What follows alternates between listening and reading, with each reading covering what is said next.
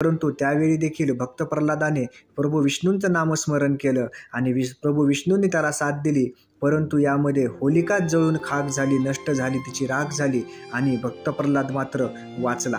यावरून अशी प्रचिती येते की जेव्हा तुमची खरी श्रद्धा असते, खरी निष्ठा असते आणि तुम्ही मनोभावे त्या देवाची, त्या प्रभूची नामस्मरण करता, त्यावेळेस तो प्रभू, तो देव प्रत्येक क्षणाला, प्रत्येक वेळेला तुमच्यासाठी धावून येतो। अशा प्रकारेच भक्त प्रल्हादासाठी विष्णू धावून आले आणि ह्याचं वाईटावर चांगल्याचं प्रतीक म्हणून तेव्हापासून होलिका दहन करतात आणि हा होळी सण उत्साहात साजरा केला जातो।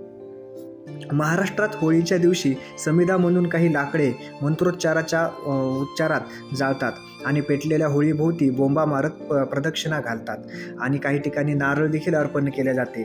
तसेच पुरणपोळीचा नैवेद्य देखील दाखवला जातो। 5 दिवसांनी रंगपंचमी असते आणि दुसऱ्या दिवशी धुलिवंदन, ज्याला की अनेक ठिकाणी धुळवड सुद्धा म्हणतात, त्या धुलिवंदन करून हा आनंद साजरा केला जातो। आपल्या प्रत्येक सणामध्ये काहीतरी मानसशास्त्रीय देखील गुणधर्म आहेत। सायकोलॉजिकली देखील आपण कसं स्ट्रॉंग राहावं हे आपल्या सणामधून दिसतं। एखाद्या व्यक्तीचा किंवा एखाद्या घटनेचा आपण जेव्हा तिरस्कार करतो किंवा आपल्याला त्या व्यक्तीविषयी खूप राग येतो किंवा त्या प्रसंगाविषयी खूप राग येतो, त्यावेळेस आपण शिव्या वगैरे देऊन किंवा मोठ्या स्वरामध्ये बोलून त्या आपला राग नाहीसा करत असतो। बऱ्याच वेळेस हे थोडं चांगलंही असतं, कारण मनावरचा त्रास कमी व्हावा म्हणून आपण जर ते अशा प्रकारे थोड्या आपल्या भावना व्यक्त केल्या तर मनावरचं ओझं देखील हलकं होतं आणि ह्याच गोष्टीला गृहीत धरून तुम्ही होळीच्या दिवशी बोंबा माराव्यात आणि शिव्या द्याव्यात, अशा प्रकारचा हा प्रयोजन असावं असं आपल्याला वाटतं। म्हणजे मानसशास्त्रीय दृष्ट्या देखील आपले सण हे किती महत्त्वपूर्ण होतं हे आपल्याला अधोरेखित होतं। कोकणामध्ये होळी सण साजरा करण्याचं एक विशेष असं महत्त्व आहे। कोकणातील होळीला शिमगोत्सव म्हणतात। गणपती उत्सवाप्रमाणे शिमगोत्सव देखील कोकणामध्ये मोठ्या प्रमाणावर साजरा करण्यात येतो। हा एक मोठा उत्सव असतो। शेतकरी यावेळी निवांत असतात, कारण शेतीची मशागत पूर्ण झालेली असते आणि आता शेतकरी निवांत असतो। तो शेतकरी सूर्याच्या रोहिणी नक्षत्रामध्ये केव्हा प्रवेश होतो याचा वाट बघत असतो। तो दिवस म्हणजे 6 ते 7 जूनचा।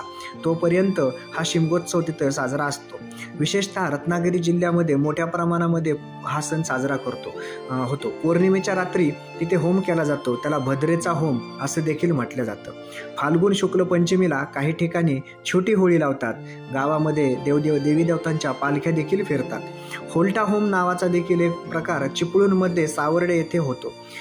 यावेळी होळी होमाच्या आदल्या दिवशी श्री केदारनाथ देवस्थानचे मानकरी आपल्या हातात जळती लाकडे घेऊन मैदानामध्ये येऊन 2 गटामध्ये विभागले जातात आणि ती लाकडे एकमेकांवर फेकतात। बऱ्याच ठिकाणी कोकणामध्ये समुद्रकिनाऱ्यावर होळींची देखील पूजा केली जाते। यामध्ये संपूर्ण कुटुंबाचा, महिलांचा देखील मोठ्या प्रमाणात सहभाग असतो। याप्रमाणे महाराष्ट्रासारखंच भारतातल्या इतर राज्यात देखील हा सण मोठ्या प्रमाणावर साजरा केला जातो।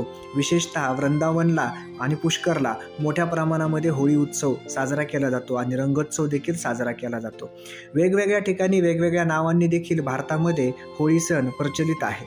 या दिवशी, दुसऱ्या दिवशी हा होळीची राख अंगाला लावल्या जाते आणि सर्वांनी रंगाची उधळण करून एकत्र येणे, बंधुभावाचं एक नातं जपणं आणि प्रेमाचं प्रतीक म्हणून हे धुळवड साजरी केली जाते। राखेमध्ये देखील काही असे विशेष औषधी गुणधर्म असतात, त्यामुळेच आपले पूर्वज हे सुरुवातीला राखेने दातं घासणे किंवा मग राखेचा वापर करून भांडे वगैरे घासणे अशा प्रकारचं कार्य त्यांनी केलेलं होतं।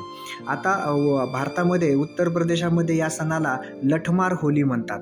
उत्तराखंडामध्ये ह्याला खडी होळी म्हणतात, तर पंजाबमध्ये होला मोहल्ला या नावाने देखील हे प्रसिद्ध आहे। पश्चिम बंगालमध्ये बसंत उत्सव किंवा दोल जत्रा या नावाने देखील होळीला विचारलं जातं किंवा पूजलं जातं। गोव्यामध्ये शिमगो म्हटलं जातं, तर मुंजाला कुल्ली हे केरळमध्ये ओळखलं जातं। बिहारमध्ये फागुआ आणि आसाममध्ये फाकुआ या नावाने देखील होळी साजरा केली जाते। अशा प्रकारे वाईटावर प्रतीक एका चांगल्याचं म्हणून होळी